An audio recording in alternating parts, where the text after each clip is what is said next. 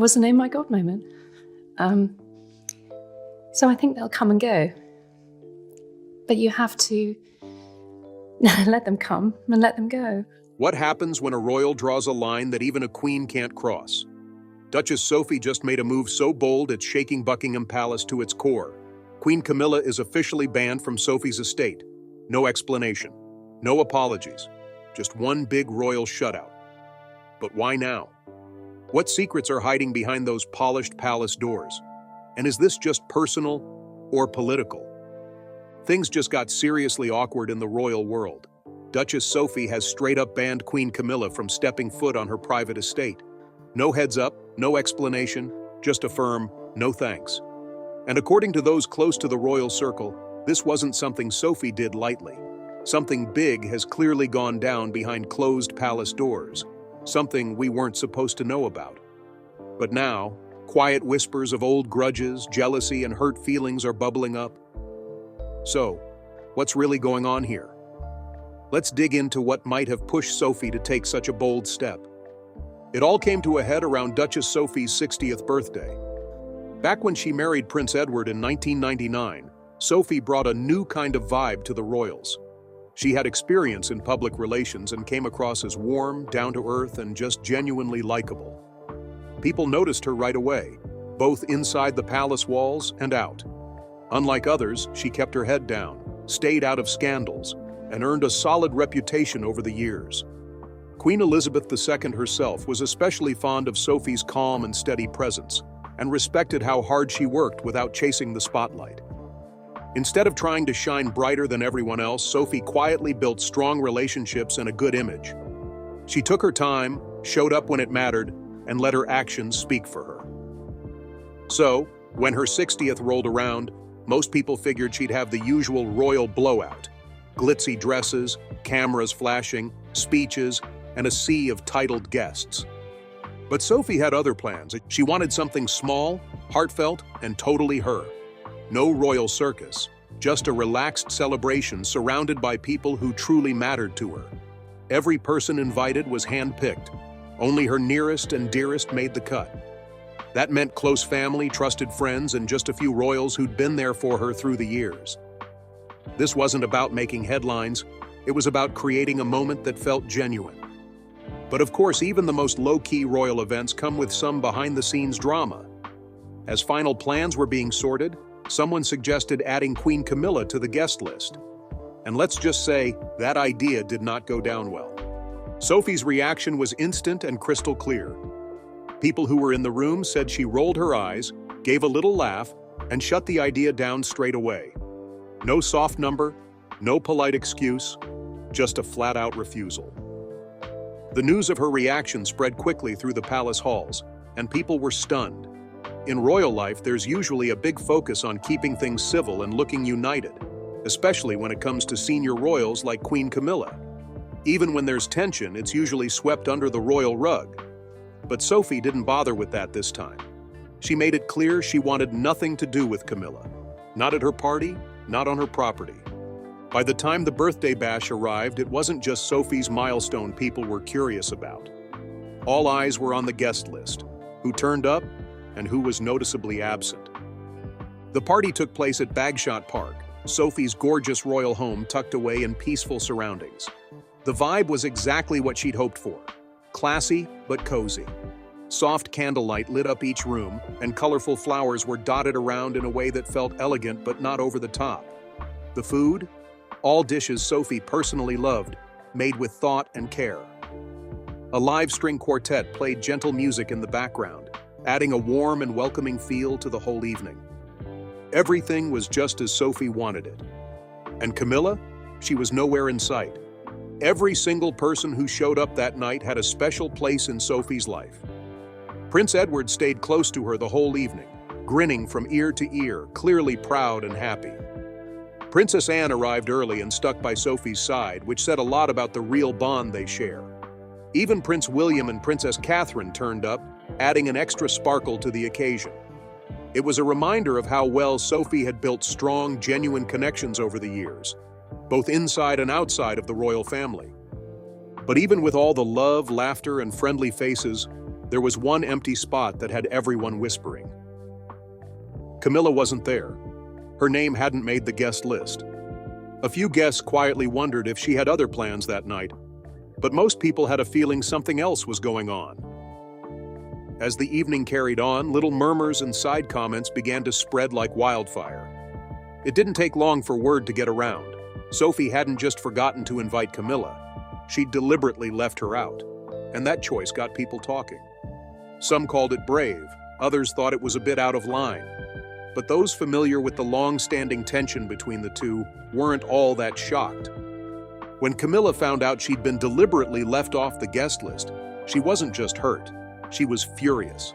As queen consort, she expected a certain level of respect, no matter how others might feel about her behind closed doors.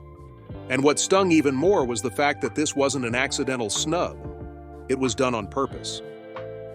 That made Sophie's message pretty loud and crystal clear. This wasn't just about disliking each other. Something deeper was brewing. Soon, whispers turned into rumors. Some said Camilla had been so upset about being left out that she actually considered showing up anyway, uninvited. Apparently, she wanted to make a bold move, as if to say, "You can't ignore me." People close to the royal family claimed she wanted to remind everyone that she still had status and power, and no one, not even Sophie, could just shut her out. When Sophie heard about the possibility of Camilla crashing the party, she didn't seem fazed at all. In fact, she barely reacted. According to one source, she smiled and calmly said she didn't think Camilla would go that far. Sophie seemed completely sure that Camilla wouldn't take the risk and try to stir up drama on her big night. As the evening rolled on and guests continued to arrive in their best outfits, the mood was festive and warm. Laughter filled the rooms, the music was just right, and the setting was picture perfect. But under all that charm, there was a quiet sense of tension. Guests kept sneaking glances at the door, wondering if Camilla might show up after all. The hours passed slowly, and although everyone acted like they were relaxed, that unspoken question lingered in the air. Eventually, it became clear: Camilla wasn't coming. To many, this wasn't exactly shocking.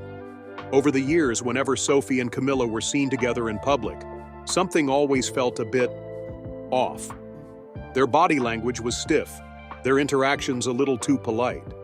It was clear there was no warmth between them, and whatever was going on had been simmering for a long time. No one really knew the full story behind Camilla's absence, but it definitely cast a shadow over the night. What should have been a celebration of Sophie ended up shining a spotlight on the chilly distance between her and Camilla. Guests spoke in quiet tones, trading theories and guesses about what was really going on behind the palace walls. What should have been a happy, heartwarming event ended up sending a much louder message: something's definitely off inside the royal family. Sophie's choice to leave Camilla out wasn't just a small personal decision anymore. It felt bigger, a whole lot bigger. And inside palace walls, people started quietly asking what this could mean for the future of the royals. Some insiders were worried this might just be the beginning of a lot more awkward moments, especially when King Charles is involved. Word got around quickly that the king already knew about the drama, which only made the gossip swirl faster. Would he step in and try to fix things? And if he did, would Sophie stick to her guns? Or would she feel forced to play nice, even if it wasn't what she really wanted? The thing is, Sophie isn't someone who can be brushed off. She's got strong roots in the royal circle, a solid reputation, and plenty of people in her corner. When she speaks, people listen. That's what makes this whole situation so tricky. Both Sophie and Camilla have serious standing in the royal family. Neither one is easily pushed aside. Outside the palace, people were split. Some saw Sophie as brave, even admirable. They liked that she stood her ground and didn't let royal rules pressure her into pretending everything was fine. Others weren't so sure. They worried that leaving out someone as high up as the queen consort could stir up even more trouble down the line. Camilla isn't just any royal, she's a major figure now, and any cracks in the relationship between her and Sophie could make future public events a lot more awkward. If the tension doesn't get sorted soon, it might start showing during official appearances. You can only fake smiles for so long before people start to notice. Now everyone's wondering, can they fix this? Some hopeful folks think their shared loyalty to the crown might eventually push them back onto the same page. The royal family thrives on unity and a polished all-is-well image. But others think the damage might already be too deep. They believe this rift has been growing for years, and patching it up now might be close to impossible. If King Charles does step in, he might be able to smooth things over, but only if he handles it just right. The risk? He could accidentally make things worse depending on how Sophie and Camilla react. And if no one does anything at all, the problem might only grow. It could start affecting how family events are handled, who shows up where, and how future royal roles are assigned. So, what exactly made Sophie take such a bold step? That's the big question.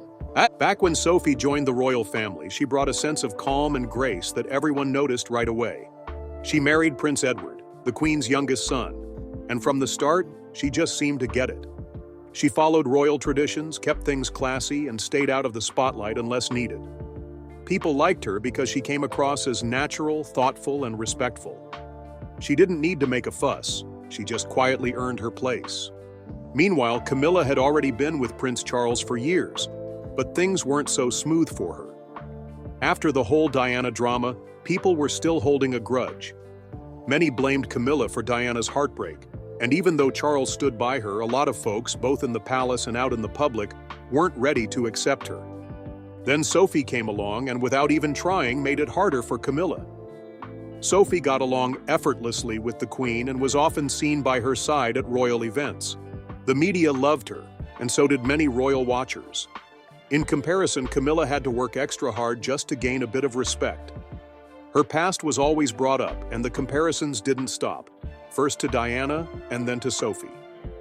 No matter what Camilla did, it seemed like someone was always holding her up against someone else, and lately, that someone was Sophie. People often describe Sophie as the picture of grace, elegance, and quiet dependability. She had a calming presence that felt reassuring.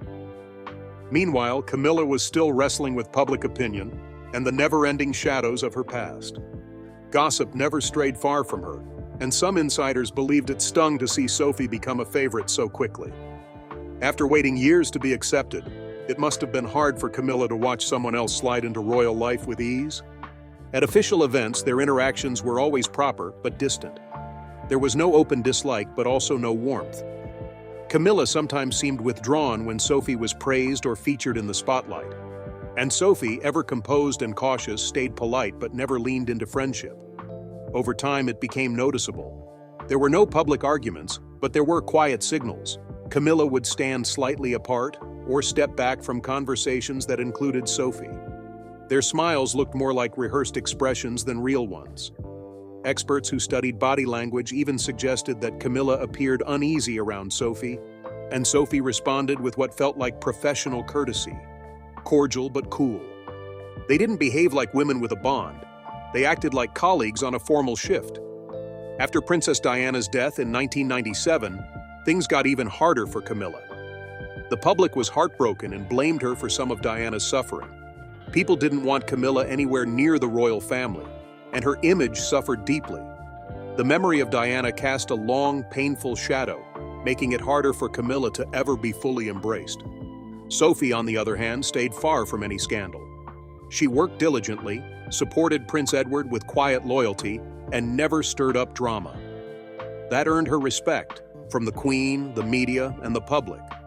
She wasn't flashy and she didn't seek attention. She simply did her duty, day after day. Her respect for tradition and her calm presence made her stand out in the best way. People saw her as someone the monarchy could rely on. Meanwhile, Camilla's relationship with Charles, though real and long-standing, had brought years of emotional fallout. It was a painful chapter in royal history, one that couldn't be erased by simply moving forward. Sophie never said anything against Camilla, but it was clear that her support for the royal family's image and values ran deep. Accepting someone tied so closely to such a difficult past wasn't something she could easily do. By the early 2000s, the difference between them became even clearer. Sophie and Edward carried out their duties with care and professionalism. They weren't looking for headlines, they just quietly upheld the family's values. Camilla, who hadn't yet married Charles, was still trying to find her place. No one quite knew how to treat her, and the comparisons to Sophie only became stronger. Sophie's relationship with the Queen continued to grow, naturally and warmly. Camilla's interactions, though civil, didn't have the same ease.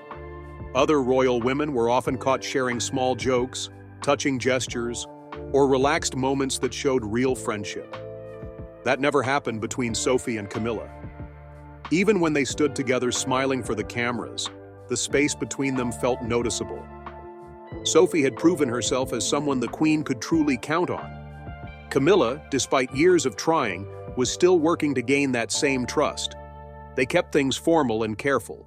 Some royal watchers believed Camilla, fully aware of her shaky image, sometimes tried to shift the spotlight by dressing more boldly or taking the lead in group settings. Maybe she was just trying to feel more comfortable. Maybe it was her way of reminding people she belonged. But it didn't help their connection. If anything, it made Sophie more aware that Camilla's role in the family still didn't feel solid. Her presence was a reminder of painful memories, even if those memories were in the past. Sophie never spoke badly of her, but her actions, the cool distance, the quiet avoidance, spoke volumes. It wasn't about jealousy, it wasn't personal hate. For Sophie, it was about protecting the monarchy's image, preserving its dignity, and keeping tradition intact. And Camilla's past, no matter how much time passed, just didn't sit right with that. Years went by and nothing between them changed. No progress, no warmth. When Sophie's 60th birthday arrived and Camilla wasn't invited, it made people pause. Was it the result of old feelings that had never healed? Or had something happened recently that pushed Sophie to make that choice?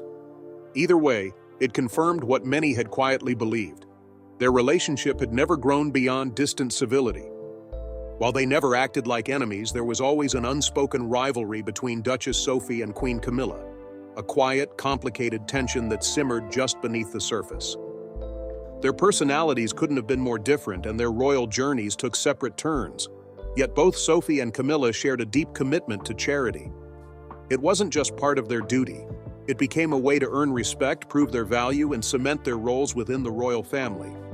Over time, their charitable work revealed a quiet competition, especially in how each woman seemed to step up in her own way to lead when it came to giving back. Sophie got serious about charity in 2002.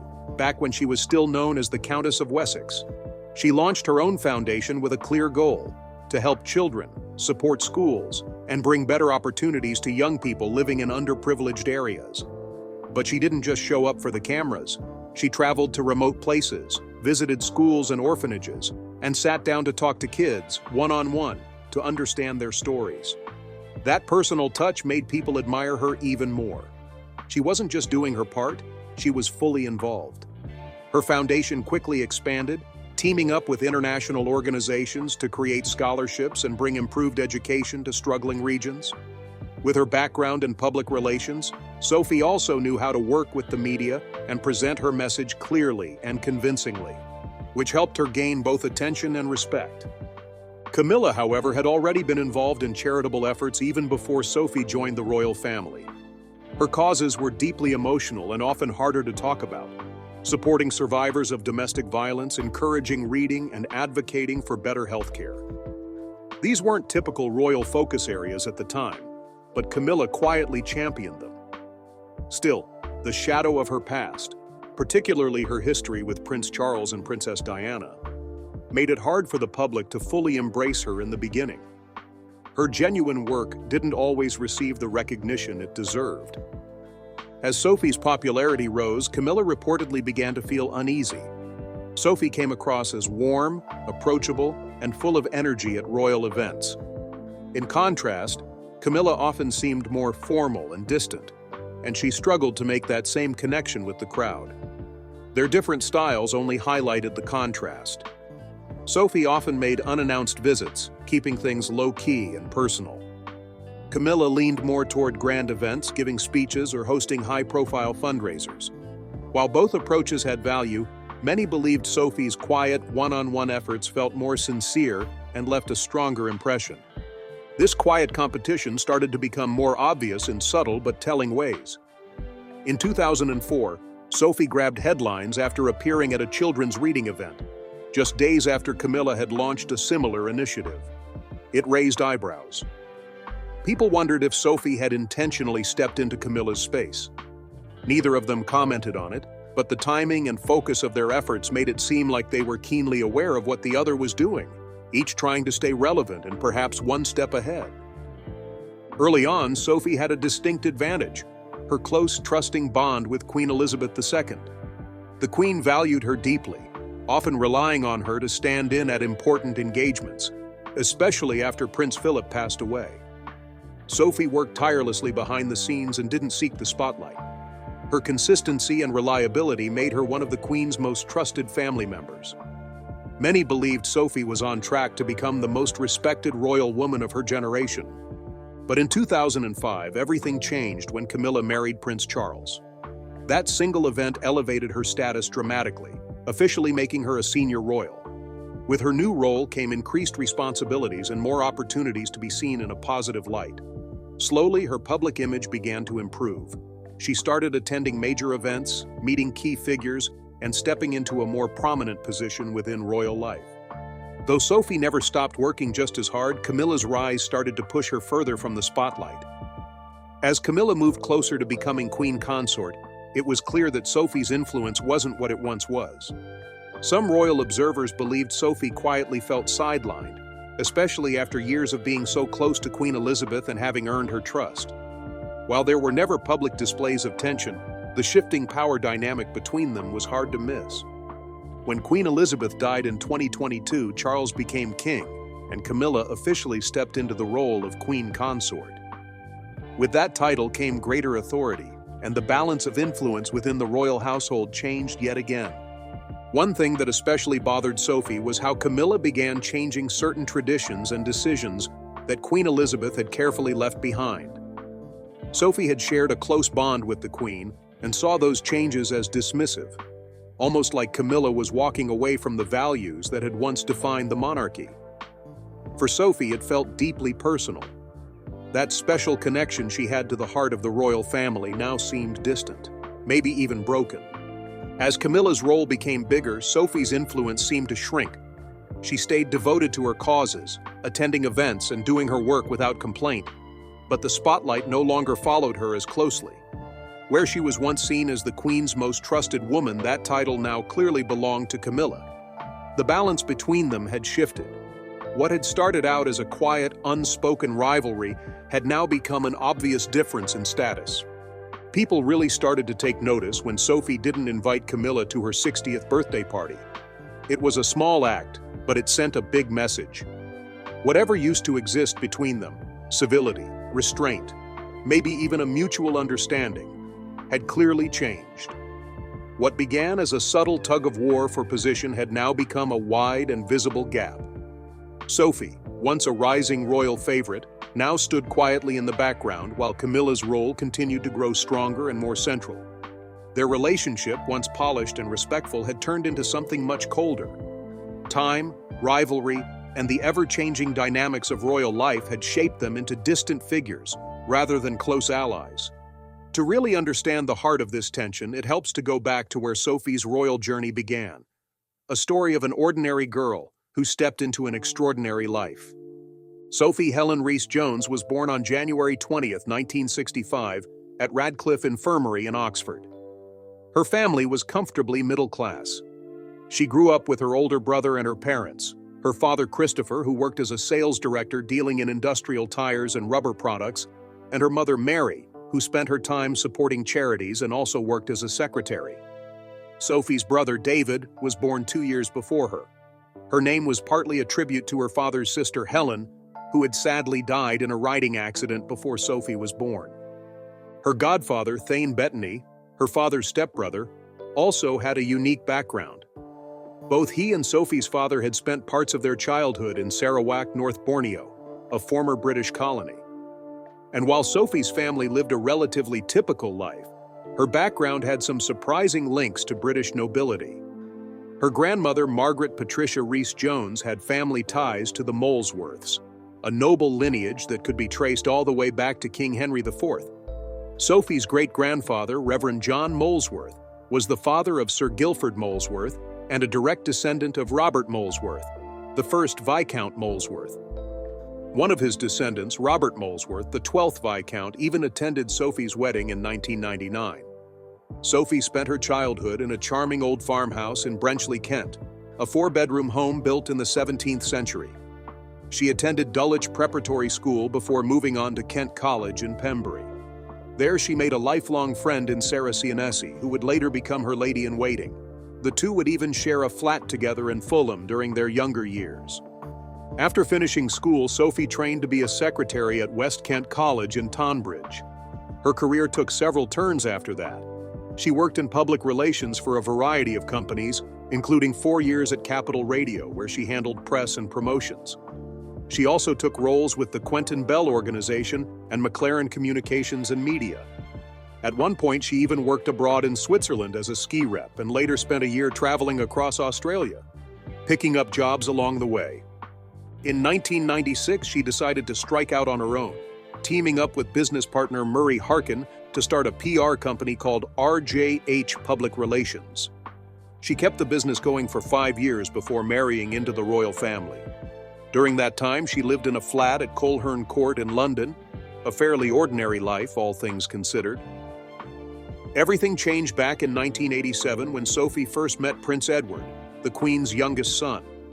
At that time, Edward was actually dating one of Sophie's friends. It wasn't until 1993, during a charity photo shoot for the Prince Edward Summer Challenge, that their paths properly crossed again, and this time, the connection stuck. Not long after, they began dating. As their relationship grew, the press began buzzing with engagement rumors. In December 1993, Prince Edward wrote a letter to newspaper editors asking them to respect their privacy, insisting there were no wedding plans just yet. But 5 years later, during a trip to the Bahamas in December 1998, Edward proposed to Sophie. The engagement was officially announced on January 6, 1999. Edward gave Sophie a stunning engagement ring designed by Asprey and Gerard. It featured a 2-carat oval diamond in the center, flanked by 2 heart-shaped diamonds on either side, all set in elegant white gold. The ring was estimated to be worth around £105,000. Even before they got engaged, Sophie was said to have grown close to Queen Elizabeth. She was allowed to use royal apartments at Buckingham Palace early in her relationship with Edward, a rare privilege that signaled her growing acceptance into the royal fold. When their wedding day arrived on June 19, 1999, the couple chose to marry at St. George's Chapel in Windsor Castle. This venue was more low-key compared to the grand London weddings of Edward's older siblings. On that day, Edward was given the titles Earl of Wessex and Viscount Severn. The name Severn was a nod to Sophie's family connections to Wales. After the ceremony, the newlyweds went on their honeymoon at Balmoral Castle. They later settled into Bagshot Park in Surrey as their main home, although their official residence and offices remained at Buckingham Palace. In 2001, Sophie faced a serious health scare. She was rushed to King Edward VII's hospital, where doctors discovered she had an ectopic pregnancy. Sadly, the fetus had to be removed. Just 2 years later, in November 2003, Sophie gave birth to her daughter, Lady Louise, prematurely. Complications with the placenta put both mother and baby at risk, requiring an emergency cesarean section at Frimley Park Hospital. At the time, Prince Edward was in Mauritius and had to rush back. Then, on December 17, 2007, Sophie returned to the same hospital to deliver their son James, also via cesarean. He was given the title Viscount Severn, and in time he became the new Earl of Wessex. Sophie's life brought together a unique mix of heritage, career, travel, and royal duty. From her beginnings in a Kent farmhouse to walking the halls of Buckingham Palace, her journey was marked by personal hardship, meaningful relationships, professional ambition, and a growing presence within the royal family. Early on, she gained a reputation for building a positive and relatable image. When she first started dating Prince Edward, people referred to Sophie as the girl next door. She had a steady career and came from an everyday background, making her seem approachable in a royal world that often felt distant or untouchable. As she officially entered the royal family, public interest in her soared. Some praised her as refreshingly down-to-earth, while others placed her under a microscope, especially when comparing her to Princess Diana, who had passed away just 2 years before. Those comparisons added pressure, making her early royal life more difficult than she may have expected. At first, Sophie tried to maintain her PR career while balancing royal duties, but the public and the press were quick to question whether she could truly manage both. Eventually, she stepped away from her business and committed fully to royal life. Adjusting wasn't easy. Coming from the business world, she was used to offering input and guiding decisions. But royal duties were different. She learned that her new role was less about leadership and more about being present, supportive, kind, and gracious. Her job was largely symbolic, centered around showing up, listening, and expressing gratitude. Over time, Sophie became recognized for her calm demeanor and dependable presence. She didn't often make bold headlines, but insiders and the public alike came to respect her steadiness. She quietly attended events, often driving herself rather than relying on staff. Her approachable style helped her form genuine connections with those she met. Many observers felt that Sophie's quiet, thoughtful manner made her a strong example of what a modern royal could be. She didn't try to act above others. Instead, she fit in, showing grace and warmth in every setting. Her charity work increasingly focused on weighty and often uncomfortable topics, including the mistreatment of women during times of war. Sophie wasn't afraid to step far outside her comfort zone. She visited places like South Sudan and Sierra Leone, regions where the impact of conflict and violence against women was painfully raw. Her willingness to travel to such challenging areas and shine a light on these tough topics showed a deep sense of purpose. She didn't do it for headlines or applause, but those quiet efforts didn't go unnoticed. Gradually, she earned genuine respect for her commitment. After Prince Harry and Meghan Markle stepped back from royal duties, Sophie's public profile started to rise. More people began paying attention to her, what she wore, the causes she championed, and the way she carried herself. But even with this fresh wave of attention, Sophie remained steady. She wasn't in it for the fame. She took on her responsibilities with care, never chasing the spotlight. Observers often noted how she was doing real work behind the scenes without ever turning it into a performance. She just got on with it. When it came to fashion, Sophie didn't burst onto the scene with flashy headlines. In her early years as a royal, style wasn't something people really associated with her. But over time, her quiet elegance started to show. She began choosing outfits that were refined, appropriate, and always polished. Never too loud, but never boring either. Slowly, she began turning heads, earning a reputation for having great taste and even landing on best-dressed lists. Her wardrobe leaned into timeless pieces, structured coats, sleek hats, and flowing silk dresses. She had a knack for combining outfits in a way that felt both classic and current. One of the key designers she partnered with was Jane Taylor, a celebrated milliner. Sophie began wearing her hats in 2009 and kept doing so for years, a sign of the trust she had in her personal style. Importantly, she didn't rely on a stylist. She picked her own clothes carefully and thoughtfully. Even when others turned to fashion teams, Sophie preferred to handle her wardrobe herself. She understood that when you're in the public eye, people notice everything, including what you wear. But she made sure that her style never distracted from the reason she was there. It was always about the cause, the event, the people, not the outfit. Still, she managed to find that balance, always looking elegant without stealing the show. In 2015, that careful, consistent approach to dressing was recognized when Vanity Fair included her on its best-dressed list. It wasn't because of one great look, but because of years of dressing with quiet confidence. 3 years later, in 2018, Sophie brought her interest in fashion into her royal work. She teamed up with Catherine, the then Duchess of Cambridge, to host a fashion exchange event at Buckingham Palace. The event welcomed designers and creatives from across the Commonwealth and gave a platform to emerging talent. Sophie's support helped spotlight the fashion industry's global reach, all while reinforcing her image as someone who believed in meaningful creative work. Through it all, Sophie remained remarkably consistent. She didn't change her personality to fit the moment. Instead, she shaped a royal role around her strengths: steady, thoughtful, quietly impactful. Whether it was a tough visit overseas or a high-profile charity gala, she approached each event the same way: calmly, with care, and without drama. Her story showed that someone from a regular background could build an enduring place in one of the world's most famous families just by being true to herself. But Sophie's royal life wasn't always smooth sailing. In May 1999, just weeks before her wedding, a scandal broke that rocked her world. A British tabloid published a topless photo of Sophie taken more than a decade earlier during a work trip to Spain in 1988.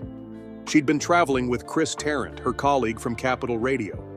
The image spread quickly and caused a huge stir. Buckingham Palace immediately condemned the publication, calling it a serious invasion of privacy. Even Prime Minister Tony Blair voiced his disapproval. The palace filed a formal complaint with the Press Complaints Commission, making it clear this was no small issue. Sophie, understandably, was devastated. Her business partners spoke out about how deeply hurt she was, especially with the wedding so close. She felt she'd let people down. Chris Tarrant quickly stepped in to clarify there had never been anything romantic between them. He denied all the rumors and tried to shut down the gossip. Not long after the photo hit the papers, the tabloid tried to make amends. They ran a front-page apology, promised to send Sophie a personal letter, and pledged to donate the profits from that issue to charities of her choosing. It turned out the image had been sold to the paper by Karen Noble, a former friend and co-worker of Sophie's. Months later, Noble publicly apologized and admitted she regretted her decision. Sophie and Edward chose not to pursue legal action, but the emotional toll was clear. Then, in April 2001, she found herself in the middle of yet another controversy. A reporter from the News of the World posed as an Arab sheikh and lured her into a meeting at the Dorchester Hotel. The journalist, Mazhar Mahmood, infamous for these kinds of sting operations, secretly recorded the entire meeting. The paper claimed Sophie made offhand, unkind remarks about several high-profile figures. The tabloid claimed Sophie had made some rather unflattering remarks during the meeting, criticizing Tony Blair and John Major, speaking negatively about Gordon Brown, and even suggesting the Queen wasn't portrayed in the best light. She had also supposedly commented on Prince Charles and Camilla, implying their marriage wouldn't happen while the Queen Mother was still alive. At first, there were whispers that she had said even more personal things, including comments about Cherie Blair and William Hague, but those particular claims were later dropped. Sophie's business partner, Murray Harkin, had joined her at the meeting and got caught on tape as well. He spoke quite openly about his personal life and made some big claims about Sophie's ability to manage high-profile events. The press ran with it, saying Sophie had sent apology letters to various people mentioned in the story, including Blair and Prince Charles. Buckingham Palace quickly stepped in to defend her. They said the coverage was misleading and unfair, suggesting that Sophie had been targeted simply because she was trying to build her own career outside of her royal duties. The palace firmly stated that many of the comments had been taken out of context or outright fabricated. According to them, Sophie had never insulted the Queen Mother, or any political leaders. Despite that strong response, another paper claimed that some of the remarks were verified by 4 reliable sources. News of the World responded by saying other outlets were just jealous they hadn't landed the story themselves. For Sophie, it was a harsh lesson in how quickly things could spiral. She had believed the meeting was a private, off-the-record opportunity to discuss the pressures surrounding her marriage and the speculation about her role. She later said she was devastated by the betrayal, admitting she should have been more cautious, but had never expected such a setup. By 2002, both Sophie and her husband made a major decision. They stepped away from their private business ventures and committed fully to royal life. The change came partly to support the Queen during her Golden Jubilee year, and partly to avoid running into more trouble in the press. It was a shift that marked the start of a new chapter. Years later, in December 2011, Sophie found herself in the headlines again, this time after an official visit to Bahrain. The trip came shortly after she and her husband had visited troops in Afghanistan. During their time in Bahrain, the royal family there gifted them several lavish items. Sophie received 2 sets of jewelry, one from the king and one from the prime minister, along with a silver and pearl cup from the crown prince. Her husband was given a pen, a watch, and a silk rug. These extravagant gifts raised eyebrows. Many felt they were inappropriate, especially given Bahrain's controversial human rights record. Some critics argued that Sophie should return the jewelry, or better yet, sell it, and donate the money to help those suffering under the regime. Former government minister Dennis McShane even suggested she should auction the pieces as a gesture of solidarity. There are, of course, official guidelines for how members of the royal family handle gifts.